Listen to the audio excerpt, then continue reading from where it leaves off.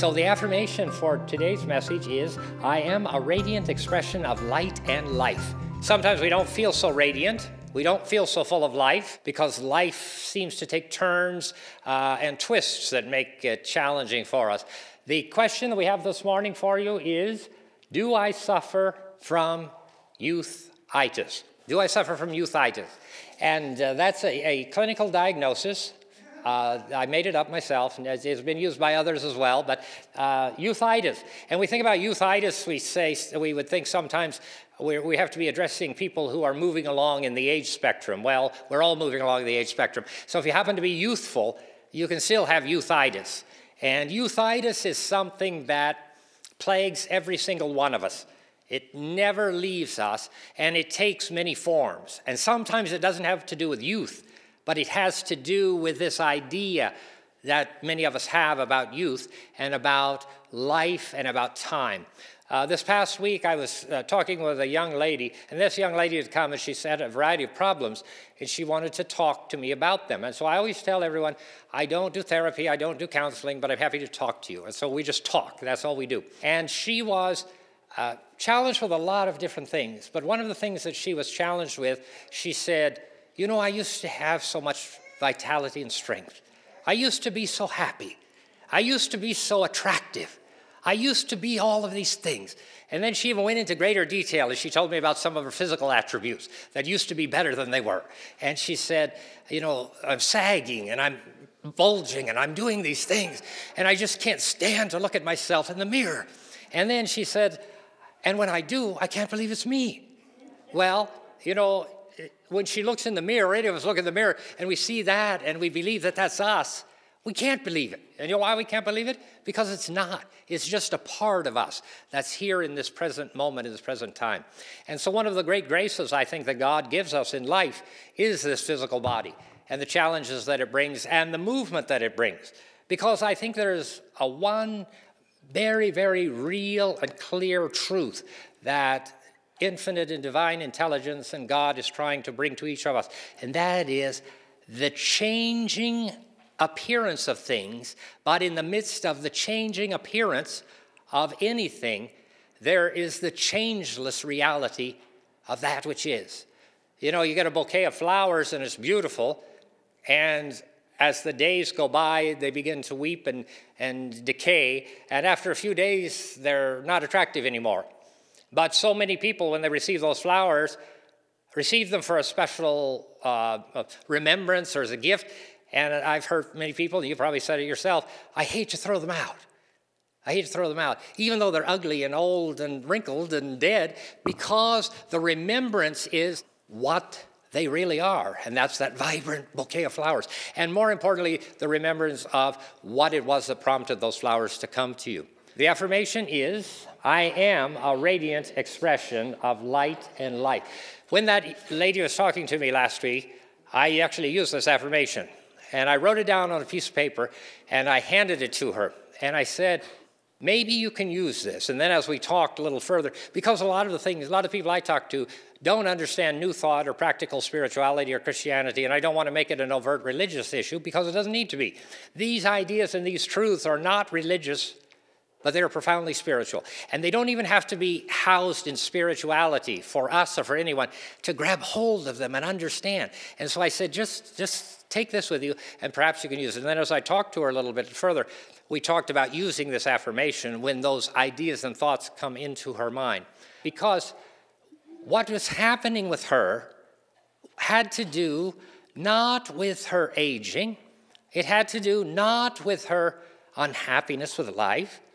It had not to do with any of the things that she was talking about. And generally, when we counsel and talk to people, it isn't the things that they're saying are their problems that are their problems. And the outgrowth of what they say and what they think is what they have created as the problem. So what did Miss Seddy say? To see beyond appearances. Beyond appearances. So what does that mean? What does that mean? This young lady, or I call her young lady because she was young to me, but she had a lot of problems, but her principal problem was exactly the same problem that I have and you have and every human being has. None of us escape it. What's the question? Do I suffer from youth-itis? Every one of us does. And we do from the moment we're born. And youth-itis has nothing to do with youth. It has to do, and itis is a good addition to that because it's a disease. And it is a psychological, mental, a spiritual, and physical disease. And it is the idea and the misunderstanding that time exists. That time exists. And that gets us into the problem. This young lady had all of these problems. These things happened, and that needed to happen in order for her to be happy. And what did that come from? Where did it come from? It came from the simple misunderstanding about time.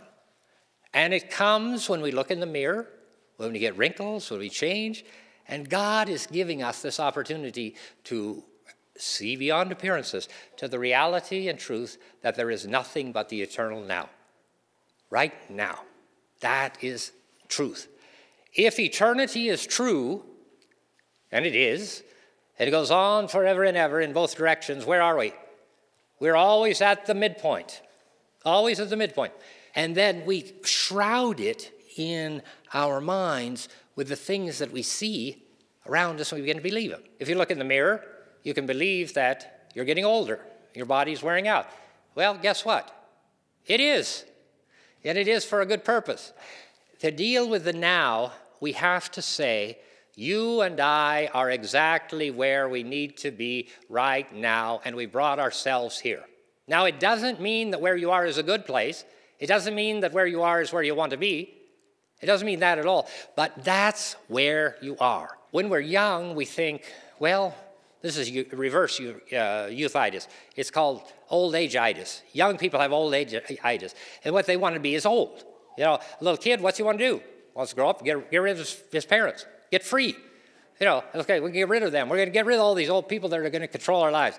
As soon as I get away from them, everything's going to be okay. Then we get away from them, and now what do we need? I need a job or a man or a woman or something to make me happy. And as soon as I get those things, it's all going to be okay.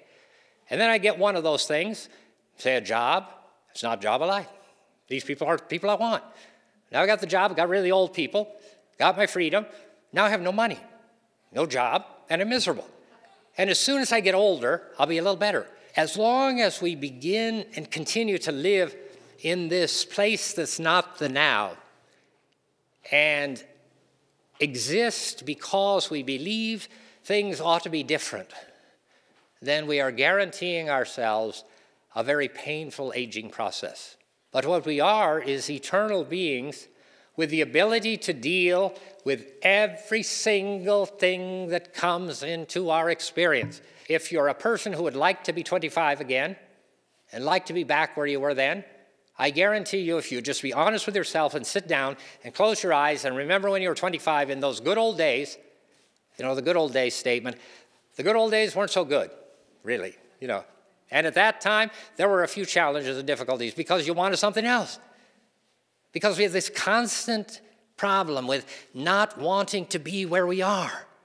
And where we are is a good place because where we are is where we need to be. And in the midst of where we are eternally young and strong and healthy and vibrant and eternal. And that means that we come to an understanding that this body and this life is a transient experience that goes in a linear life and time form. And we are believing what we see and what we hear, and we're not seeing what is true. What is true is that you and I are vibrant, healthy, magnificent, limitless spiritual beings. And the founders told us the fundamental beginning point of this belief system, which we believe Jesus Christ himself exhibited and shared, was to see the good, to see the potential, to see the limitless, to see it in the midst of where we are. But you cannot deny where you are. And you cannot deny how you feel. And you cannot deny your emotional and physical being. But you can transcend that. The good news is that you and I are living in the eternal now. The good news is that you will never grow older or younger, that you will never move from this place anywhere except in your mind. And so we are spiritual beings in a physical experience. And this experience is passing. And this experience is here to teach us, to remind us, and to strengthen us. And again, as the founder said in the turn of the century, what was life? Life, in the form that we know it, the human life, is a school of the soul. That's all it is. And so we are coming to understand the truth about ourselves and about others. We're coming to understand more fully and completely who and what we are. We're coming to understand how profoundly strong we are, how profoundly vibrant we are, how much we can do despite appearances to the contrary, and how many things we can let go of that we believe we have to make us happy. And one of the fundamental teachings was to be happy for no reason. Just be happy. And so wherever you are, in life and in age, in health and in wealth, you are there for a purpose, and you are there for the purpose of yourself, and understanding and realizing who and what you are and how powerful you can be.